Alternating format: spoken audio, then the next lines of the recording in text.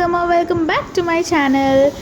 আজকে রবিবার, জানি সবার বাড়িতেই খুব ভালো ভালো মেনু রান্না হয়েছে। তোমরাও আমাকে কমেন্ট করে জানিও যে তোমাদের বাড়িতে কী রান্না হয়েছে, আর আমি দেখাবো আমাদের বাড়িতে কী স্পেশাল রান্না হয়েছে।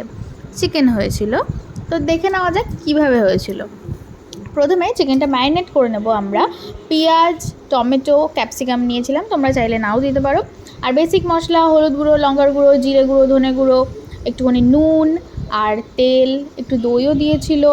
তারপরে আদা, রসুন, কাঁচা লঙ্কার একটা পেস্ট, আর এই যে ধনেপাতা কুচি দিয়ে ভালো করে মেখে নেবে। হ্যাঁ, তেলের পরিমাণটা একটু সামান্য বেশি দিও, কারণ এটাতে তো যেই তেলটা দিয়ে মাখাবে সেটা দিয়ে রান্না হবে, আর এক্সট্রা কোনো তেল লাগবে না এটাতে, তো বুঝে পরিমাণ মতো দিও তোমরা।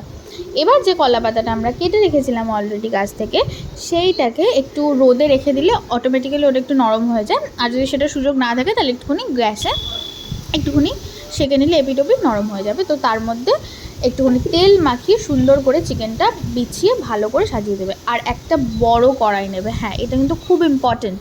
একটা ছোট কড়াই নিলে না বেরিয়ে যাবে, যে চিকেন থেকে যে গ্রেভিটা বেরোবে, জানোই তো চিকেন থেকে জল বেরোবে যেটা, সেটা বাইরে বেরিয়ে যাবে। সেটার জন্য একদমই বাইরে না বেরো, একটা বড় কড়াই নেবে আর বড় কলা পাতা নেবে, যাতে পুরো জিনিসটা ভেতরে ইনট্যাক্ট থাকে। দেখো আমাদের বলতে বলতে এক পিঠ রেডিও হয়ে গেছে, আর ঠিক এমন লাগছে দেখতে। মোটামুটি 45 থেকে 50 মিনিটস মতো লেগেছে, যেহেতু কলা পাতার উপরে হয় না, একটু টাইম লাগে। আর গ্যাসের ফ্লেমটা প্রথমে একটু হাইতে রাখতে হয়, তারপরে প্রথম 20 মিনিট একটু হাইতে রেখে তারপরে টাইমটা পুরোটা মানে একদম গ্যাস লো ফ্লেমে রেখে কিন্তু এটাকে রান্না করতে হবে। 20 মিনিট না, তোমরা মোটামুটি 10 মিনিট হাই ফ্লেমে রাখবে, আর বাদবাকি পুরো টাইমটা লো ফ্লেমে রেখে।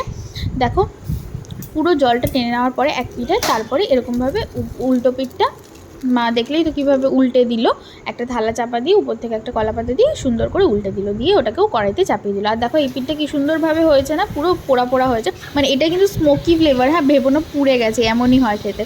আর দেখতে দেখতে এই সাইডটাও রেডি হয়ে গেছে, দেখো পুরো জলটাও টেনে নিয়েছে, পুরো তেলটা বেরিয়ে গেছে। তো পুরো ডান আমাদের আজকের পাতায় চিকেন। আর এদিকে মা বলছিল যে আজ যখন পাতায় হয়েছে চিকেন, তাহলে পাতাই আমরা সবাই খাবো, তো তাই জন্য প্লেটিং করে নিচ্ছে। আর সঙ্গে এক টুকরো লেবু, আর তার চাইলে তোমরা শসা পেঁয়াজ দিতেই পারো, ভালো লাগবে খেতে। আর চিকেনটা এত জুসি হয়েছিল, এত সফট হয়েছিল, কি বলবো তোমাদের, দারুণ দারুণ। আজকে সানডের লাঞ্চ তো একদম জমে গেছিলো। তোমরা একবার ট্রাই করো, আমাকে কমেন্ট করে প্লিজ জানিও তোমাদের কেমন লাগলো।